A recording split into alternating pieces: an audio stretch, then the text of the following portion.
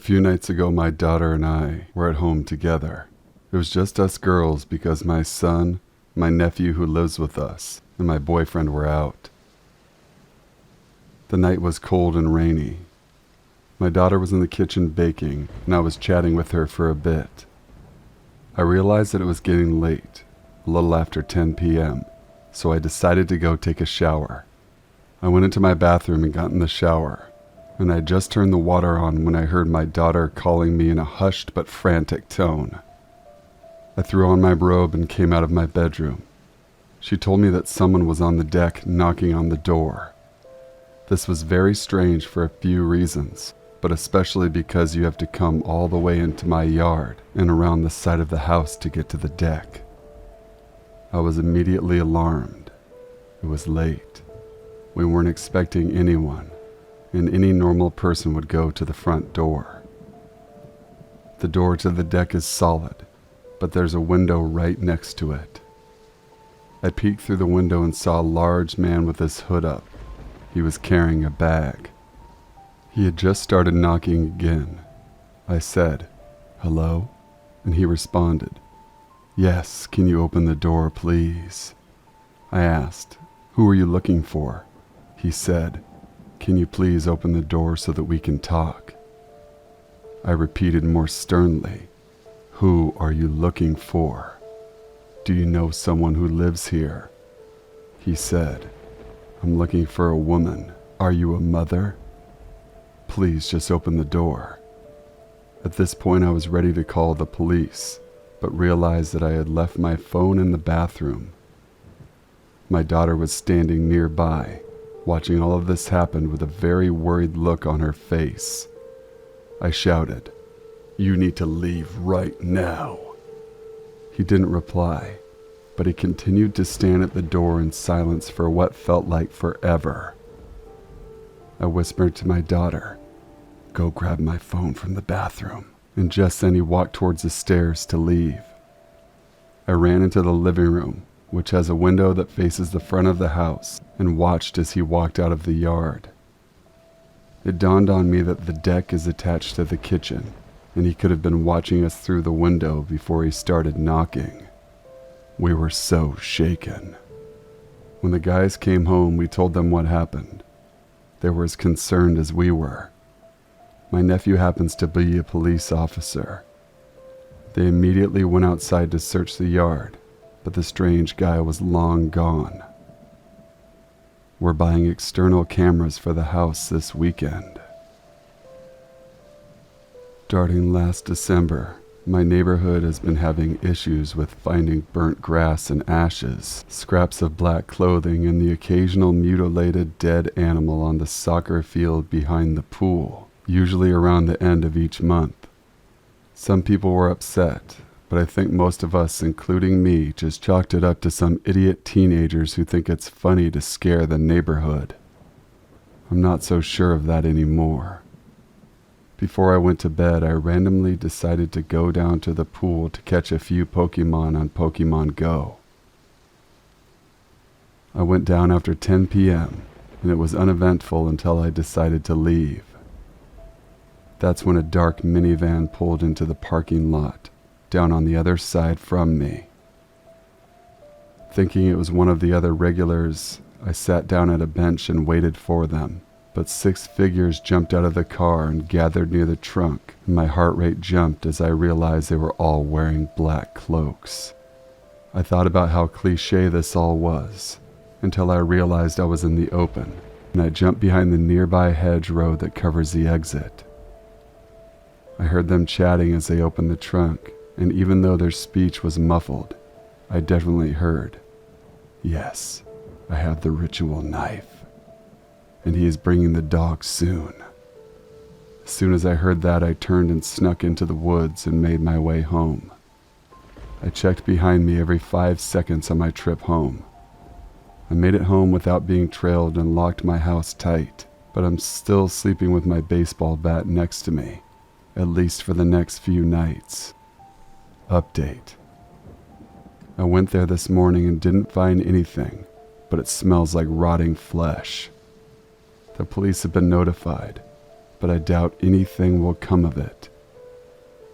I will make sure the HOA install cameras in the parking lot though, and obviously know it's not a real satanic cult. It's just a bunch of dumb a-holes who run around in the woods at night and hurt animals to scare people and feel better about their pathetic lives. That's not to say they're not dangerous. Sometimes, but mostly they're just losers. Last year I was feeling really down because of an impending breakup. That is, I knew he was about to break up with me. I decided to go for a long drive, ended up somewhere a few hours north, around the Georgia-South Carolina border. My biggest mistake was that I didn't want him to contact me, so I left my phone in my apartment. After stopping at a little diner, getting a good meal and taking some time to read by myself in a little park, I was feeling a little bit better, but not much. I decided to go home and face what needed to be faced, and figured back home was the same way I came. I ended up crossing over a really dusty bridge, came to sort of a dirt road surrounded by overgrown tall grass that was quite literally off the map. That is, the second I crossed this bridge, my Jeep's navigation got scrambled, but I saw something up ahead, so I kept on the road, figuring if I could get near civilization again, my GPS would start working. When I finally came to the thing up ahead, it was the most surreal and bizarre experience I've had in a while. It looked like maybe a church, as it appeared to have a steeple, but the entire building was burnt to a crisp, literally black from fire with a lot of holes and crumbling architecture. It was tiny too, like it could fit maybe 10 people at most. It was surrounded by weird junk, a bicycle tire, a spindle, didn't even know anyone used those anymore, old lawn chairs, and most creepy, a half-burnt doll. There was no church on any map, and I don't know. I just got that awful feeling in the pit of my stomach, not to mention it was about to rain, and I really wanted to get back home. I turned around and went back to the park, and finally got some directions back from a nice older couple. I looked it up on Google Maps later, and there is no church anywhere near where I thought I was. Has anyone else seen this? Does anyone know what this was? When I was in the 8th grade, I was significantly innocent, out of touch, and a naive girl. The most vulnerable I'd been was on the daily 12-minute walks to and from school. That particular sunny winter afternoon was like any other. I was minding my business, didn't expect anything out of the ordinary to happen on my walk home. For context, the street that I live on is a relatively quiet New York City street. If I walked in the opposite direction of my home, turned right at the end of the street and kept going straight, I'd come up on a big intersection. Since the intersection is so close to my street, I still had close access to a crowd, or people in general, but our street was mildly quiet. There were the occasional few people passing by every few minutes, and sometimes it would be empty for a while because someone else passed. Unfortunately, when I turned left onto my street, it was empty at the time. It often is, so I didn't think much of it and kept on going. I'm about 2 minutes from home when I notice this man coming towards me from the direction of my house. He's not approaching me. He's just walking towards the street that I had just come from. He's bald, white, and looks to be in his 30s. Since there were only a few apartment buildings on our block, and he had somewhat of a familiar face, I had a feeling I'd seen him in our building before. By the time I realized this, we'd made eye contact, but he's walked right past me. Even though people in New York City are known to be cold and unbothered, the people in our building are generally nice, always say hi and hold the door open for others. It's considered rude not to say hi in our building. I'm still unsure if he does indeed live in our building, and yet feel slightly bad for not saying hi, so I make the mistake of turning my head back to get a better look at him. As it turns out, he also turned back to look at me, but unlike me, he stops walking and walks back over to me. I'm pretty taken aback since, even though not saying hi was considered rude, it wasn't out of sorts enough for him to walk back over to me. At best, I'd maybe seen him once before, if at all. He begins by asking how I am. I tell him I'm good and ask if I've seen him before. He says, I have a familiar face and look like the sister of his friend, Christine. Immediate red flag, because the only reason I was talking to him was because I thought he lived in my building, which didn't seem to be the case. I'm thinking, okay, I'll just say bye and be on my way. No. He asks my name and I'm so caught off guard by the whole interaction that I stupidly tell him. My name is uncommon enough for someone who figures it out how to spell it to be able to find me easily, but too uncommon for people to spell it on the first try. The man then asks how old I am, and that's another red flag. I was sheltered, but not enough to not know that the question is super problematic from a grown man. I can't remember, but I think I told him, figured it would get him off my back. It didn't. He asks if I have a phone, which I'm literally clutching in my jacket's pocket, hoping he won't see. I immediately lie, finally getting it together and denying having one. As he's talking, I notice his eyes have red rims. At the time, I thought he was drunk, but I doubt it now, since he wasn't completely out of it. He just looked like he hadn't slept much and was tired. He asks if there's a number he can contact me with, and I again say no because I don't have one. The man looks around and asks where I'm headed, so I tell him I'm heading home. Then he asks where I live, so I tell him a street that's far enough away, but not too near my house, but also not too far from him to be suspicious. He points out how that's a long walk. I'm directionally challenged and thought it was 20 minutes, but better be safe than sorry. He asks me how he can contact me or when he can see me next.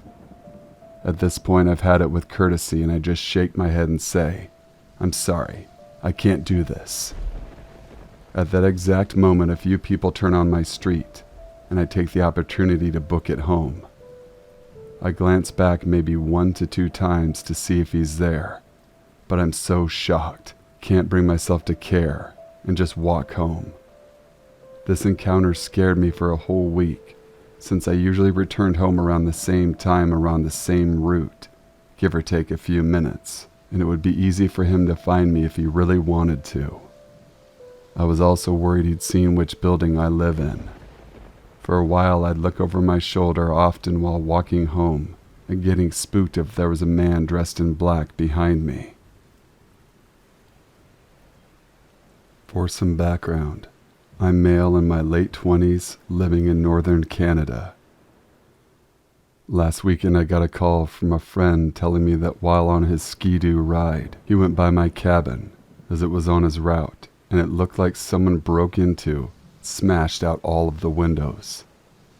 Devastated, I went out to my shed to load up my ski-doo and sled boards and tarps to repair the windows. I was trying to keep some of the snow out of my cabin until I could properly replace the windows in the spring. Just as I was about to leave, I got this gut feeling that something was wrong, and that I should take a rifle just in case. It's always better to be safe than sorry. As I started my ride into the woods, I noticed the sky getting darker, and I think to myself, great, now I'll have a storm to deal with.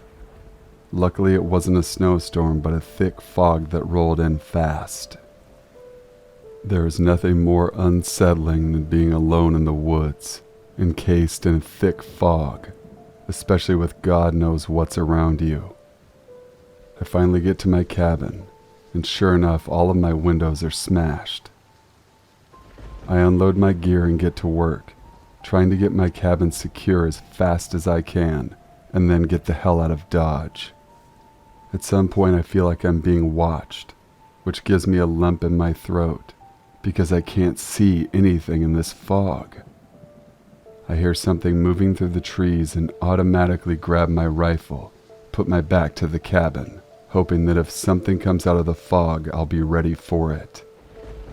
My first thought was, it was the asshole who broke into my cabin, coming back under the cover of fog to see what else they could take. But then I realized that no skidoo approached me, as I would have heard one miles away, as it was so quiet out here. After waiting a while with no more noises coming from the woods, I go back to work, get my windows fixed, and return back to my skidoo to get the hell out of there.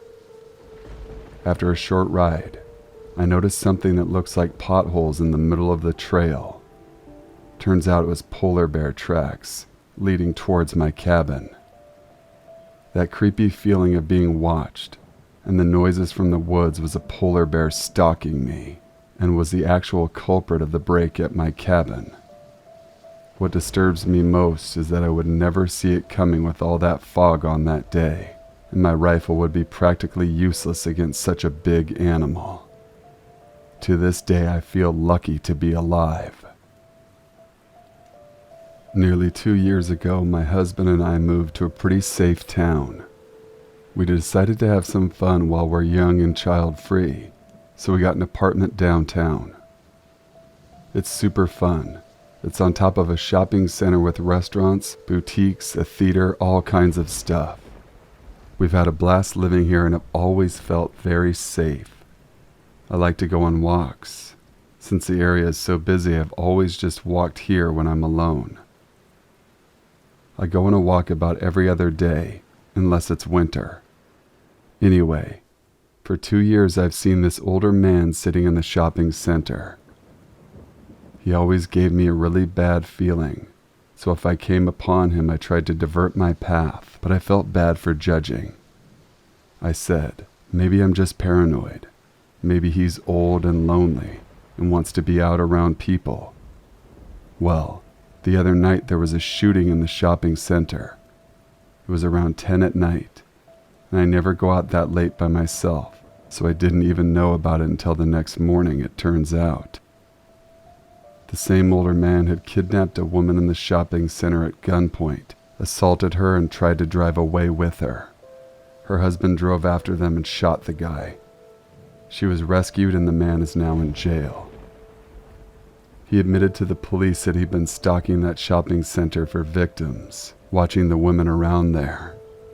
I cannot tell you how many times in the last 2 years I've crossed paths with that man, how many times I've felt guilty for feeling uncomfortable around him, how many times I was right in his path, an easy target.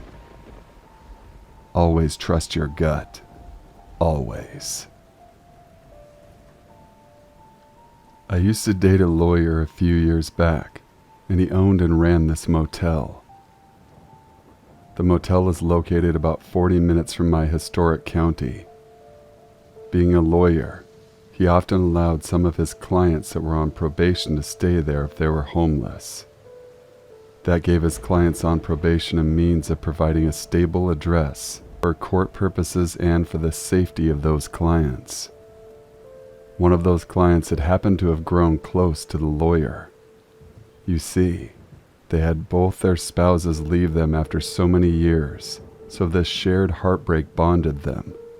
They would usually be seen sitting and drinking together on the motel's front patio, lamenting about their lost wives. Well, as you know, the lawyer's friend was there because he was indeed on probation and needed a place to stay for that very reason. He was on probation for the same reason a lot of people in these small rural communities are, drug charges. But the guy had been pretty much complying as far as drug testing and random searches were concerned. After a long week of dealing with probation and his own clients, lack of concern obeying their probationary terms, the lawyer was exhausted and sick of it all. So naturally, the lawyer was both perplexed and irritated upon receiving a call that his friend had failed to come in that day for his drug test, and that he wasn't there in his motel room when probation came and knocked. This was the lawyer's friend's recent pattern of behavior, but he had been known to pull that sort of stuff in the recent past. Exasperated and generally annoyed after his long week, the lawyer knocked only once before entering using his master key. The lawyer gave a sigh of exasperation as he stared into the pitch blackness of the room before him. As he was carefully feeling his way over to one of the bedside lamps, an odd smell caught his attention. The faint smell of chemicals, and maybe iron. Flipping on the lamp switch, the lawyer blinked into the sudden brightness and looked around the room, but his breath caught in his throat as soon as he looked behind him on the bed. There on the double bed lay his friend, obviously passed away. The iron smell that emanated from the body was that of blood and fluid. He estimated that his friend had probably been laying there for at least 2 days, dead. I remember him calling me very upset, after of course first dialing 911. For a few weeks we eagerly awaited the autopsy results. When they came back, they weren't a shocker. The lawyer's friend was on probation for drug charges, so it was kind of expected that his death had to do with such. The man's heart had failed as well as his kidneys. Years of prolonged drug use and ignorance to the doctor's warnings had finally cost him his life. Thank you guys for watching and listening. Please be sure to leave a like, comment, share, and subscribe for future content. If you want your true scary story featured on an upcoming video, email it to thesinfulsavant@gmail.com. I will have a link to my email in the description box below as well. Till we meet again, you know what to do. Stay sinful.